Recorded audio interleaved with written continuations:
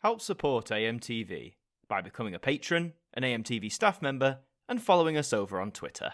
Hi there guys, it's Adam Martyn here, and welcome back to another video, and today we're going to be talking about repeats, television repeats.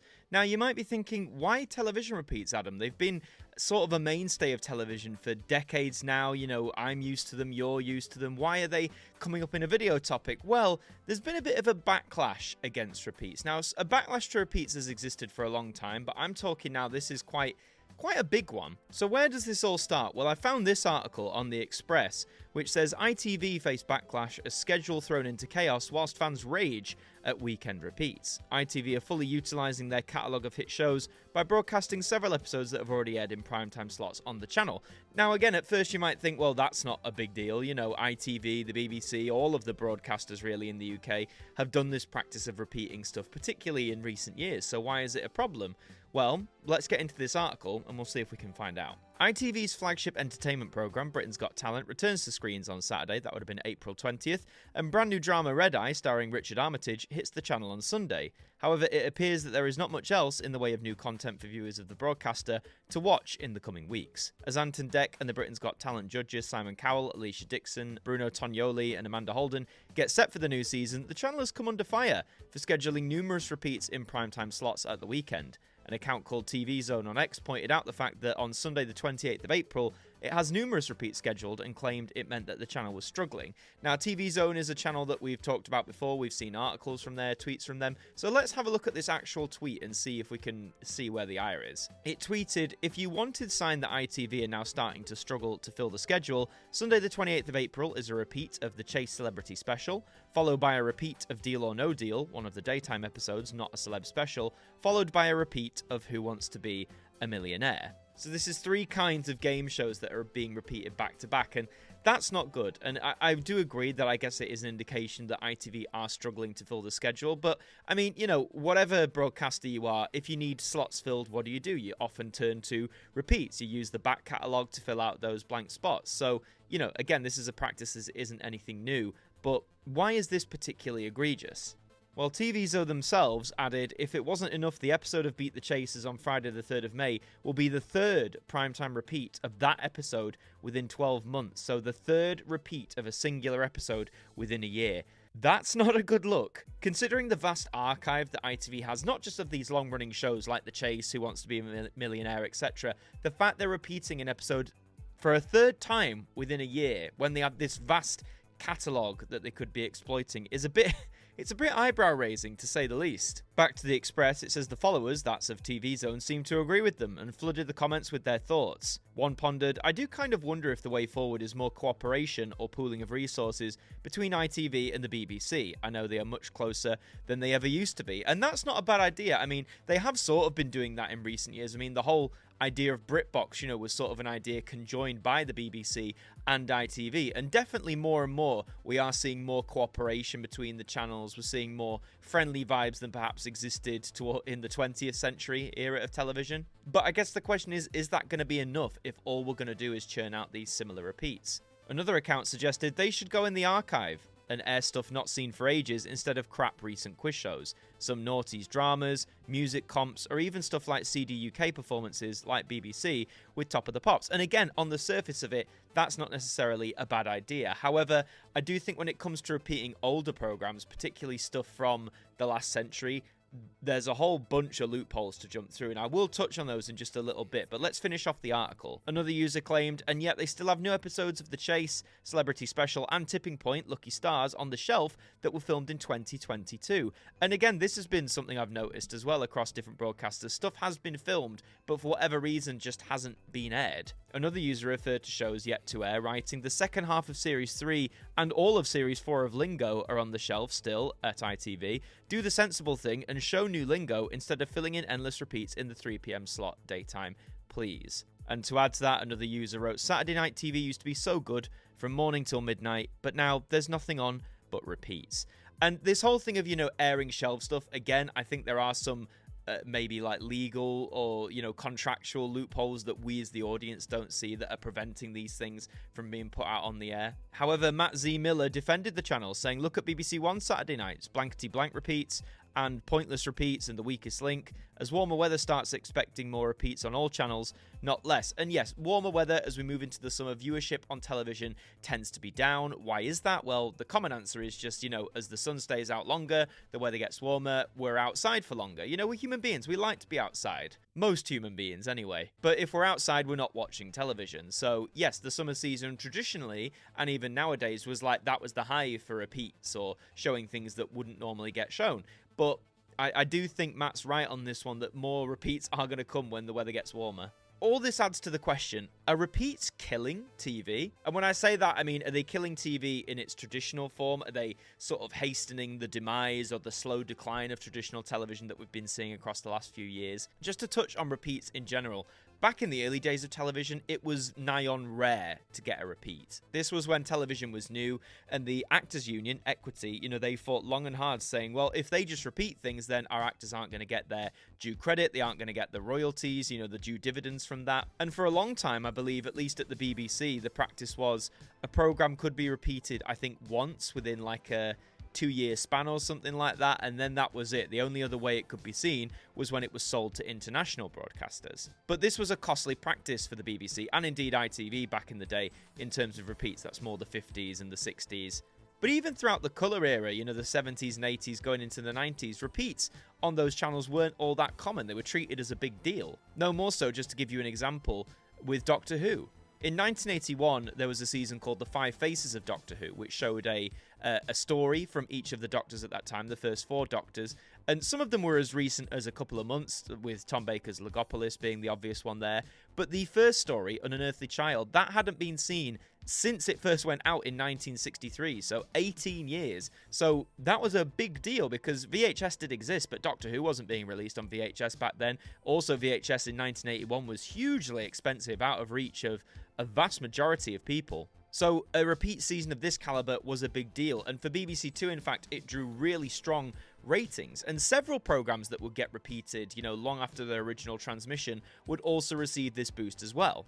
Now, when you get into the era of more domestic use of VHS, when it became more common, you could record things, you could buy titles on video, the, I guess, allure of repeats or the excitement around repeats probably dwindled a little bit. It was still there definitely for programs that hadn't had a VHS release for sure, but newer programs, you could just record them. There wasn't that same fear of missing them, or not the same height of the fear of that. And if a program you loved was now available on video, then you went and bought that. And as we moved into the 21st century, again, the need for repeats, you could argue, just like the base need of them, was lessened because more stuff was available on home media, VHS, now DVD as well. And as the internet came around, that offered a whole new opportunity for people to catch up on these shows. Admittedly, in the early days, let's face it, a lot of it was illegal. A lot of it was going to pirate sites. A lot of it was definitely frowned upon. But where we are now in 2024, you could argue some repeats are less necessary than ever. But I do want to make a case in defense of repeats as well.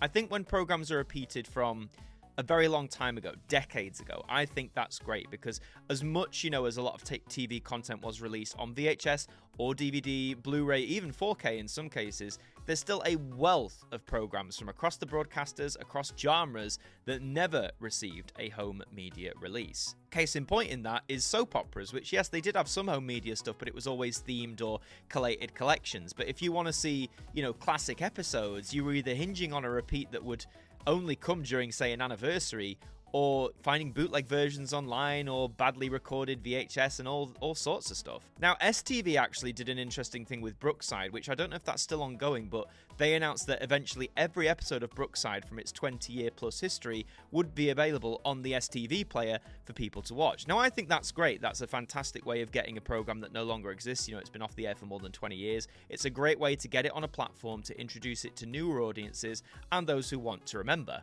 They're not repeating it on TV in the traditional way. They're not reshowing episodes on Channel 4, but they've curated it. But repeats like that, and again, of say, one-off dramas from the 70s and 80s, even the 60s in some cases, that haven't seen home media releases, or very limited home media releases that are now out of print, for them to get repeats on traditional telly is still an exciting thing, in my opinion. It's still exciting to watch a program that hasn't been seen for decades gone by. But I think where the repeats fall in their detriment is what the broadcasters are doing now. You know, you've got the BBC has got all decades worth, ITV's got decades worth, even Channel 4 has 40 years worth. So why are they repeating shows from like the last week, the last month, the last year? You know, like The Chase, the newer episodes of Who Wants to Be a Millionaire. Why are these the ones that are being pushed out time and time again? Well, I'm assuming now, again, I'm not in this process, so I'm only speculating. But I think when shows are commissioned now, somewhere in the contracts or clauses, there is probably a thing about repeats sort of outlining, look, we can repeat this at our leisure, you know, all rights return to the production company or the broadcaster. I think the things on repeats are a lot looser now than they ever used to be, particularly with things like game shows. Whereas, you know, if you're going for a program from back in the day, a lot of those older contracts still hold weight, you know, that say you can only repeat it either a certain amount of times, or if you want to do additional repeats, it involves a fee to all parties involved, which is naturally expensive. That's why a lot of them are going for more this streaming deal, you know, like say, rather than repeat episodes of Doctor Who, just have the archive on iPlayer. You know, they'll ink these deals, but they still need the approval of like the writers and various people involved. So it's more in the interest of the broadcasters to utilize their archive content, particularly stuff from the 20th century, on their streaming platforms, on BBC iPlayer, on ITVX, and so on. It makes more sense for them to be there from the broadcaster's point of view, but it does create that thing of, if we're not using that to fill out the schedules on traditional telly, well, we've got to use something. So I think it's ultimately sort of a unfortunate byproduct of the way television is moving in general, but then it has forced repeats into this position of being loathed by more people probably than ever before, with the repeats that are going out, sort of people shrugging, going, well, why do we need this? Now, that article was mainly going at ITV, but I just wanted to have a look at the BBC. This is the schedule for BBC One for Saturday the 27th of April. Let's see what they've got. So at 11:30, right off the bat, you've got a repeat there of Mary Berry's Simple Comforts. Now, you know, this is sort of early in the morning, 11:30, but, you know, a repeat that early, not a good start. You've got various sports-themed programs throughout the day, like you've got the Snooker World Championship. The coverage of that is taking up a lot of the afternoon. You've got the Women's Six Nations Rugby starting at 4:20. Of course, another big sporting event. They're always great to fill out the schedules. And then this is Saturday evening, 7 o'clock. You've got Blankety Blank, and it's a repeat. So this is really leaning into that Twitter commenters thread saying the BBC are just as bad. The Pointless Celebrities one after it implies that it's not a repeat. There's no R symbol, so it's implying that this is a new episode. But I always think when it comes to celebrity editions of game shows, not just Pointless, but all of them really, there's only so much I can enjoy with that. You know, when you watch the editions with regular people, or civilians as they call them, I find that much more interesting than celebrities who I can't relate with. Yes, I might have seen them on the telly, but I can't relate with their position, and I just think it's not as engaging to watch. At 8:25, you've got Casualty, that long-running medical drama. That is like the peak drama of the night. And, well, actually saying that, at 9:15, you've got Traces, a new episode of that series there. So it seems on that particular Saturday, there is a mixture of new content, but, you know, to kick off your Saturday night with a blankety blank repeat as opposed to a new thing, that's not necessarily the best look. What about the Sunday? Let's check the following day. This is Sunday the 28th of April, so we've got a match of the day repeat at 7:30. I kind of get that though, because that's catching people who maybe couldn't watch it the night before, so we can let that one slide a bit. You've got Sunday with Laura Koonsberg, Politics London, and then several repeats on the trot actually. A repeat of Animal Park from summer 2021, crikey. A repeat of Homes Under the Hammer, and then a repeat of Bargain Hunt. So 3 programs on the trot that are back to back to back. As it continues on, you've got a film, The Secret Life of Pets 2. I think films sort of get away with it a little bit as opposed to like other kinds of programming. You've got Superman and Lois, which is nice to see that's getting an air on traditional, even though I think you can watch all episodes on the iPlayer. Then you have another repeat. You've got a repeat of Mammals there. You've got new episodes of Country File, new episode of Mammals, before a repeat of Antiques Roadshow, Series 44. My God, this thing's chugged along. Before the conclusion of the new series, This Town, which I believe has gone down quite well.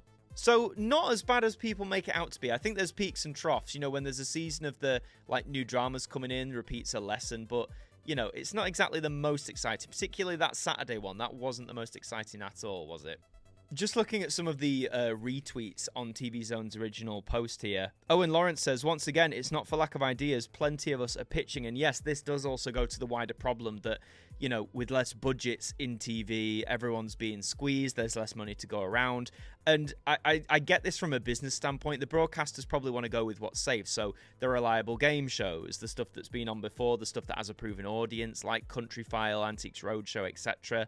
There's less money to be spent on new ideas, but at least it's reassuring to say plenty of people are still pitching ideas, but it's just not being taken up.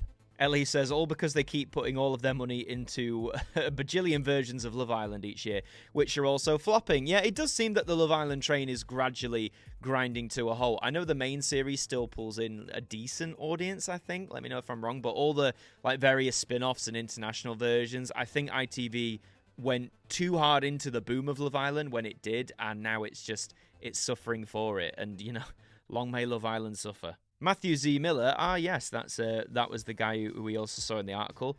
So it depends what's on BBC One as strong opposition. If a case of something bigger one-off on rival channel, why use up all your hits against it? Plus, linear live viewing since January took a big dive again, has encouraged streaming, especially with dramas all box-setted so soon. I agree with the sense of all series are box-setted. This is like ITV, this is the BBC. You'll notice in the trailers that they'll either say all episodes are available or they push to watch it on the streaming. And this is where, I mean, admittedly, this is where they want them to go. They want people to move away from traditional television and onto the streaming side, so it's not exactly a surprise. It's at least worth a repeat of the old episodes rather than churning out endless repeats of the usuals, says Rob Cook. And he makes a fair point, but again, as mentioned, I think my guess is, if I had to put money on it, my guess is that there's some loopholes in various contracts to get older stuff. The older, probably the more difficult it is to get them repeated at a great cost, which is why when you see the really old stuff on the broadcasters, it tends to be because it's like, you know, a special anniversary. Take BBC Two's 60th. We saw repeats of The Lightly Lads, Open All Hours, things like that. And they probably had to negotiate that, probably at a cost, but, you know, it wasn't on every day. It was just on that Saturday.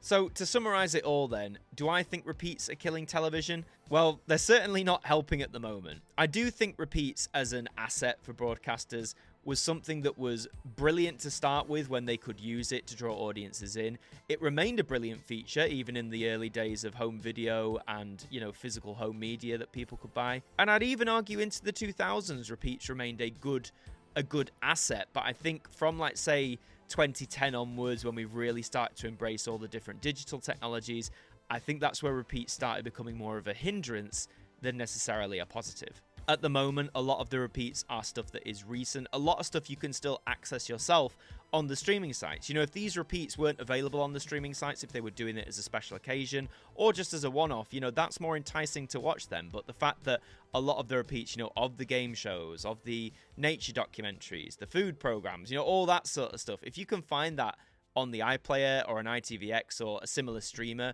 then why on earth would you bother turning on your television to tune in the traditional way? I think really the repeats at the minute are just adding to the fire of traditional television winding down.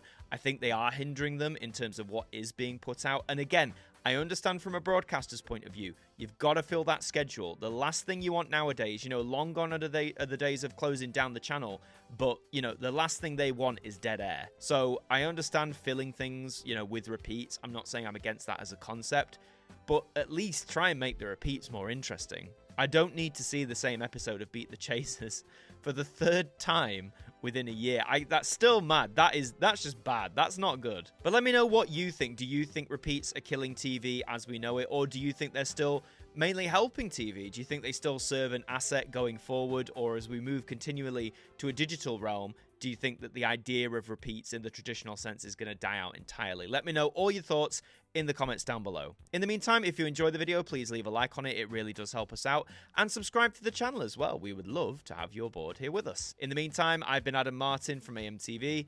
Thank you for joining me, and I'll see you next time. Thank you to our patrons for helping to support the show, and a special thank you to Macra, Ethan Carberry-Holt, Bruce Danton, Globe of Reviews, Derek Chambers, Sean Knock, Dord Khan, Liam Domain, Trev Hughes, AJ Mac 200017, Deck KP20, Simon Harrison, Evan Hart 41, Jen, Ted Elliott, Tim Ripley, Mr. Eurovision 1986, and Robert Oliphant. are AMTV staff members.